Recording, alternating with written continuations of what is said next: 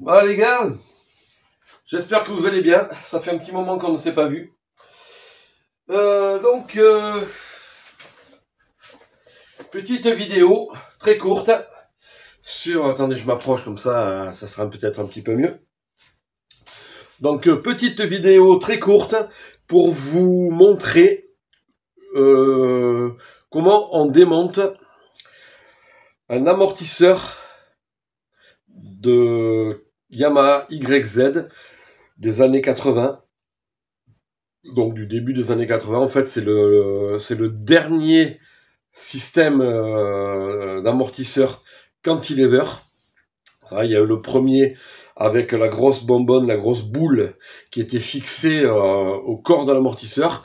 Et là, on a, on va dire, la deuxième génération avec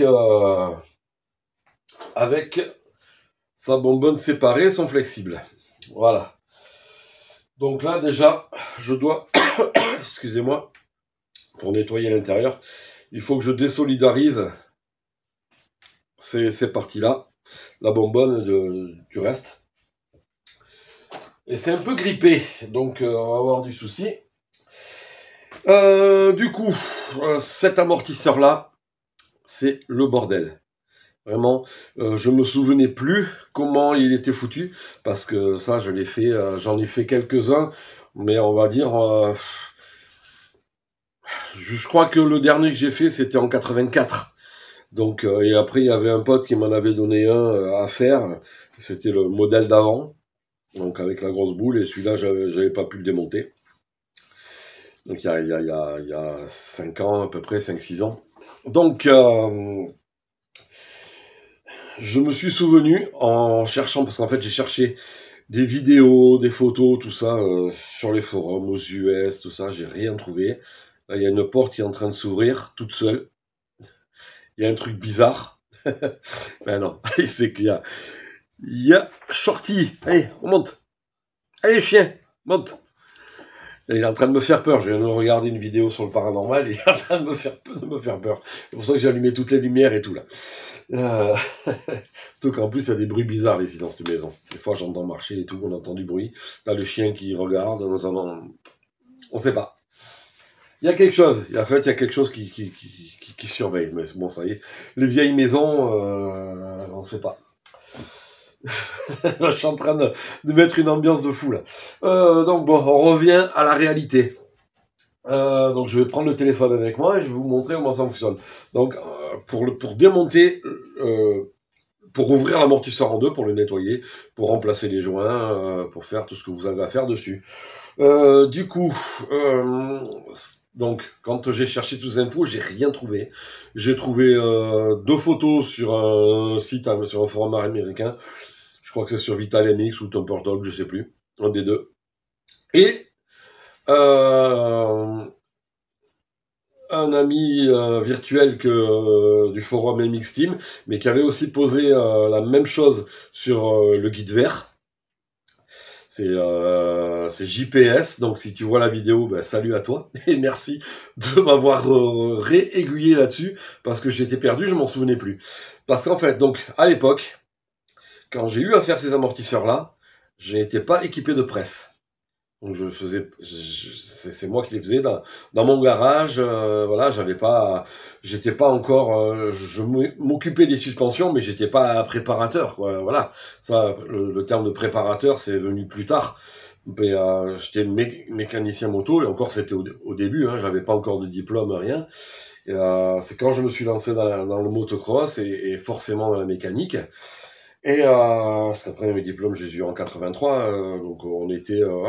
bon, c'est dans la période où j'étais au lycée de toute façon, et où j'étudiais en même temps que la mécanique, j'ai étudié la soudure, l'ajustage, et j'avais pris une option hydraulique. Voilà. On travaillait pas sur les amortisseurs de moto de cross, on travaillait tout ce qui était vérin, et c'est le même principe.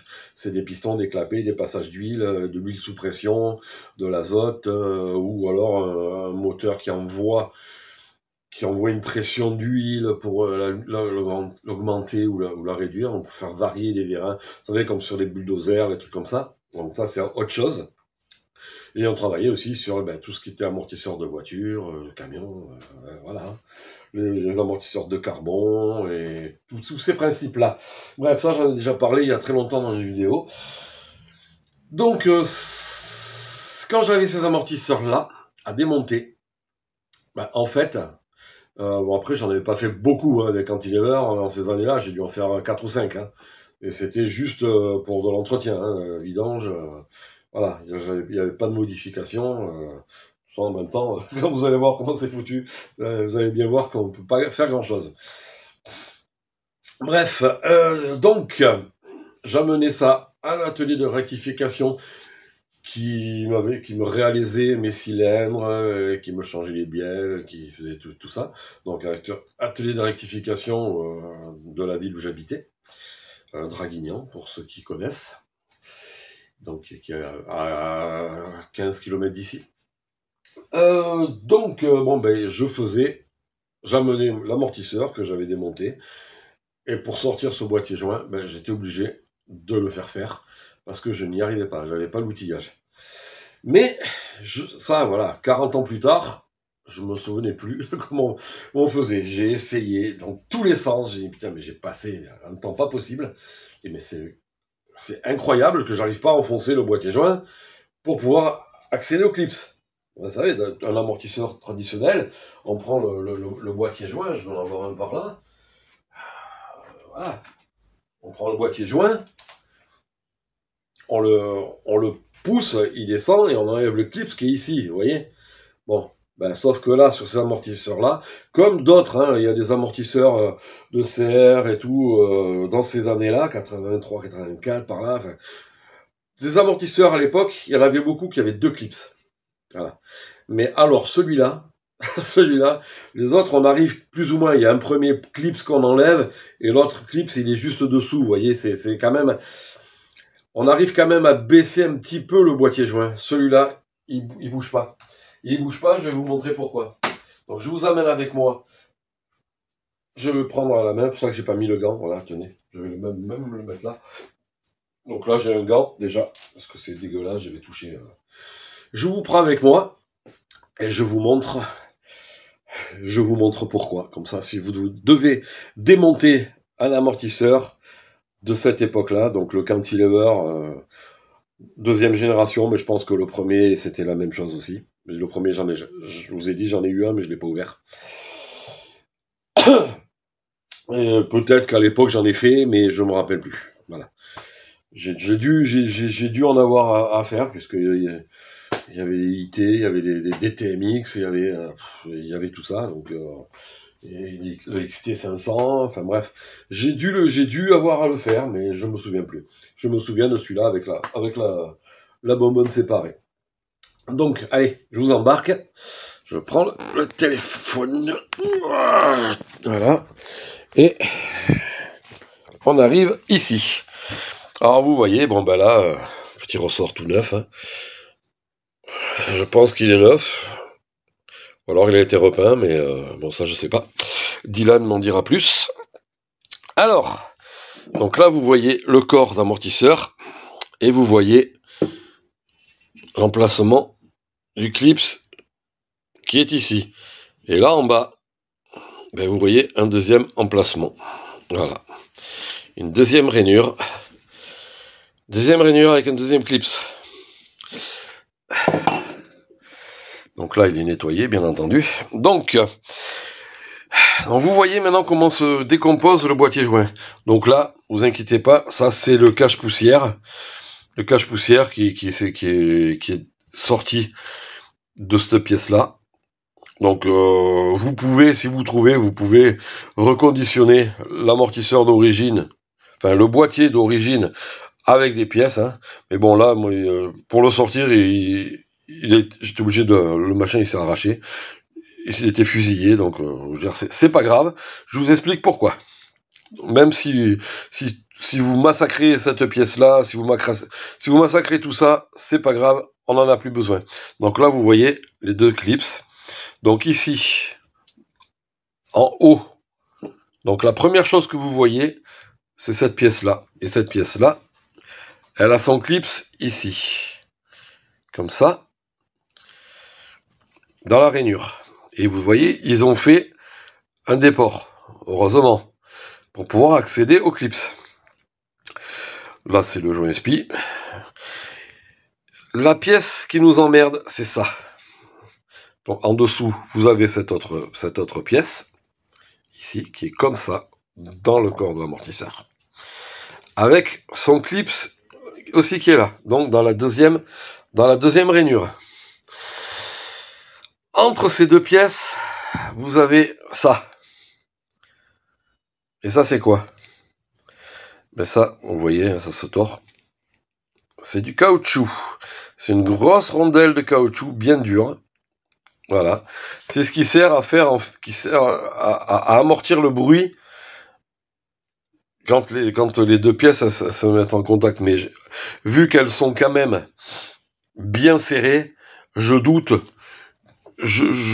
Franchement, je pense pas qu'il y avait du bruit. Pour moi, c'est plus une pièce qui sert à nous faire chier, je m'excuse pour la vidéo, pour pouvoir sortir ça. Voilà. Parce qu'alors, je vous explique. Ça, c'est posé là-dessus. Ok? Et ça, c'est posé là-dessus. Tout l'ensemble, avec les deux clips, et bien sûr, bon, le cache-poussière et le joint SPI, mais on s'en fout, c'est là-dedans. Au milieu, il y a la tige. Voilà. Avec, elle aussi, son petit tampon en caoutchouc ici. Pour pousser cette partie, donc quand on voit ça comme ça, on se dit, c'est un boîtier joint normal, une seule partie. Voilà. Mais quand on se rappelle, en fait, quand on revoit une photo où on voit les deux clips, de suite on a compris. Mais j'y pensais déjà, mais je le voyais pas.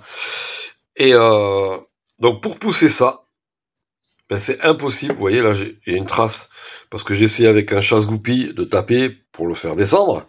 Ouais, moi, forcément, ça bougeait pas. Il faut arriver à comprimer. Donc, je vais le prendre comme ça. C'est pas facile à une main. Voilà. Il faut arriver à comprimer ces deux pièces pour écraser le caoutchouc afin de voir assez de place pour sortir le clips. Parce que le clips, lui, il est dans sa gorge et la gorge, il est enfoncé, vous voyez. Il est dans la gorge qui est ici, il est enfoncé dedans. Et du coup, ben, on peut taper, on peut pousser, on peut faire ce qu'on veut, on n'y arrive pas. Il faut le faire avec une presse. Donc il faut le mettre sous la presse. Voilà. Donc pour mettre ça sous la presse, ben, en fait il faut rentrer quelque chose ici sur la tige. Voilà. Pour rentrer quelque chose sur la tige, il faut démonter la fixation où il y a le réglage de détente. Voilà, réglage de détente qui d'ailleurs il faut que je contrôle s'il fonctionne, parce que là je sens pas de clic. Je me souviens plus s'il y avait des clics à l'époque. Et il avait sa tige de détente ici, totalement grippée. Elle était collée. Il y avait une espèce une graisse collante, mais un truc de fou. Donc je vais tout nettoyer, tout ça, à l'intérieur et tout. Et je pense qu'il y a le système, il y a une aiguille au fond, et l'aiguille, elle est grippée. Donc tout ça, je vais le sortir. Donc vous voyez ici le piston. Côté détente, il n'y a pas de clapet. Et côté compression, donc je m'excuse, je reprends, parce que le téléphone a sonné. Et je m'excuse d'avoir la crève. Donc, bon, ben, de ce côté, vous voyez, j'étais là. Il n'y a pas de clapet en détente. Là, il y a son segment. Le segment, il est assez propre. Et au niveau des clapets de compression, j'ai pas l'impression qu'il y ait grand chose. Bref. Je me souviens pas, il faudra que je vais démonter ça. Donc là, vous avez compris, il faut écraser ça, donc sous la presse, donc ici, on rentre. J'ai coupé un guidon. Voilà, c'est un vieux guidon de merde. C'est le guidon qu'il y avait sur la 125 CR que je suis en train de refaire. Donc, je l'ai emboîté là-dessus. Sous la presse, donc en fait je l'ai fait avec la presse à ressort. Voilà, après ça amortisseur. Voilà, parce que l'autre elle est pas là, du coup bon ben, j'ai mis l'amortisseur, j'ai mis ça comme ça. Mais je me suis fait pas mal chier parce qu'au départ, j'avais pris trop court. Voilà. Donc du coup ben, j'ai refait, je me suis pris l'amortisseur, il a volé, j'ai failli me le prendre à la gueule parce qu'il a ripé. Bref, ce sont les aléas de la mécanique. Bon, bref, du coup, on peut remplacer ceci par, donc là, c'est le pilote qui m'a envoyé son amortisseur, il m'a envoyé aussi le kit de réflexion qui est ici. Voilà, donc c'est Moose Racing, mais c'est quand vous prenez les références, ça correspond aussi à Prox, ou Pro X, pour ceux qui... Normalement c'est Pro X, il y en a beaucoup qui disent Prox. Moi aussi, ça m'arrive de dire Prox. Et là, vous voyez le boîtier joint, il a un seul morceau, et il a un seul clips. Et donc là, bon ben, on a le bumper, les coupelles pour tenir le ressort, enfin on a tout pour refaire l'amortisseur. C'est de toute façon mieux. Ça fonctionne, hein, je veux dire, il n'y a pas de souci. Et c'est mieux que d'avoir des pièces pourries et cassées. Voilà. Donc quoi qu'il en soit, c'est quand même si c'est pas de l'origine malheureusement on n'en trouve plus, ça permet de sauver, de restaurer un amortisseur et de pouvoir rouler avec sa moto. Voilà, voilà. Bon, ben écoutez, moi je vais maintenant m'occuper de tout ça. Et attendez, je vous reprends en caméra. Donc, hop là, putain, j'ai failli tomber dans le... Qu'est-ce que j'ai fait? J'ai failli tomber dans le bac d'huile. Donc oui, ben, je m'occupe de lui refaire cet amortisseur. Donc là, le plus dur est fait. C'était la partie, mais vraiment la plus chiante. C'était vraiment la partie la plus chiante. Donc pour pouvoir sortir cette pièce-là. Maintenant, ben, je vais m'occuper de bien tout nettoyer, dégripper tout le truc, tout le système. Faire le remontage, et ensuite, ben, il y aura la purge d'huile. Donc la purge d'huile, soit je le fais à l'ancienne, soit si j'ai la place, mais je crois pas. Je suis en train de regarder, mais ce que je lui ai proposé de lui installer une vis de purge. Vous savez, comme sur les Kayaba, il m'a envoyé un amortisseur, regardez. Il m'a envoyé aussi l'amortisseur d'un KX 125, et vous voyez là, il y a la vis de purge ici. Ça fait, c'est-à-dire, et sur certains, bon, au début, à l'époque, quand j'avais pas encore la machine à purger que vous voyez derrière moi, ben, j'avais acheté tout le kit Kayaba, hein, tous les outils Kayaba, avec le forêt spécial, le tarot, la fraise, surtout la fraise, et les vis de purge avec leur joint. La fraise, elle coûtait quand même elle coûtait 150 €, donc ça fait cher la fraise. Mais bon, au début, et avec un petit entonnoir, un réservoir qu'on vissait dessus, on remplissait l'huile et après on actionnait la tige, voilà. Et donc avec son boîtier joint neuf, son tampon neuf, et tout, et puis l'amortisseur il fuit pas, donc c'est impeccable. Donc voilà, si vous voulez profiter vous aussi, quand vous m'envoyez quelque chose, bah, vous pouvez mettre plusieurs amortisseurs à l'intérieur, vous faites plusieurs fiches vous voyez là, j'ai plusieurs fiches d'entretien, parce que là c'est de l'entretien, c'est pas de la préparation. Maintenant, pour la préparation, vous pouvez le faire aussi. Donc, vous remplissez, vous mettez vos trucs. Qu'est-ce qui va pas, qu'est-ce qu'il y a à faire. Voilà. C'est tout simple. Bon, ben, écoutez, pour ma part, ben, je pense que ben, là, il n'y a pas de vidéo. Comme vous avez vu, pour le roulage, ben, là, pour l'instant, il n'y en a plus. Parce que je m'étais méchamment taillé le doigt ici. Et d'ailleurs, je viens de faire ça. Et je sens toujours la douleur. Après, je me suis fait donc vacciner pour le tétanos, puisque j'étais plus à jour. Et le vaccin, il m'a mis à plat. Mais vraiment, un truc de dingue. suis pas vacciné Covid, mais je me suis vacciné pour ça. Et je me suis dit, ils m'ont balancé le vaccin pour le Covid. Là, c'est pas possible que je sois dans cet état. Un vaccin ne m'a jamais fait ça. Donc, je me demande, après on va dire qu'il y a des complotistes ou quoi, je sais pas s'ils ont pas mis quelque chose en plus. Parce que ça m'a filé la crève, j'étais à plat, mal de tête mais abominable, des courbatures, enfin bref, un truc de dingue. J'aime pas les vaccins, mais là vraiment, le tétanos, je l'avais déjà fait et ça m'a jamais fait ça. Bref, bon du coup, on va arrêter de parler de ça parce que peut-être me faire des ennemis. Moi, chacun fait comme il veut, chacun fait ce qui lui plaît, comme disait la chanson. Hein. Je ne suis pas là pour juger. Donc oui, ce que je voulais vous dire, c'est de passer de très bonnes fêtes de fin d'année, quelle que soit la fête, quelle que soit votre religion, la fête qui correspond à votre religion. Voilà, moi j'en ai pas de religion, donc voilà, moi je sais que depuis tout petit, on fête Noël, donc joyeux Noël à tout le monde, ou joyeux autre chose, je sais pas. Et puis passer un bon réveillon aussi pour le 31 décembre, puisque de toute façon, on se verra pas d'ici là. Et donc, écoutez, si vous faites la fête là, dans cette fin de mois de décembre, eh ben, amusez-vous bien, prenez soin de vous, de vos proches, c'est très important. Surtout, écoutez, tant qu'on peut rouler, allez rouler au maximum. Moi, je roulerai pas là jusqu'à la fin de l'année, c'est clair. Et puis voilà. Et puis voilà. Je vous souhaite donc encore une fois de très bonnes fêtes. Portez-vous bien, prenez soin de vous, de vos proches.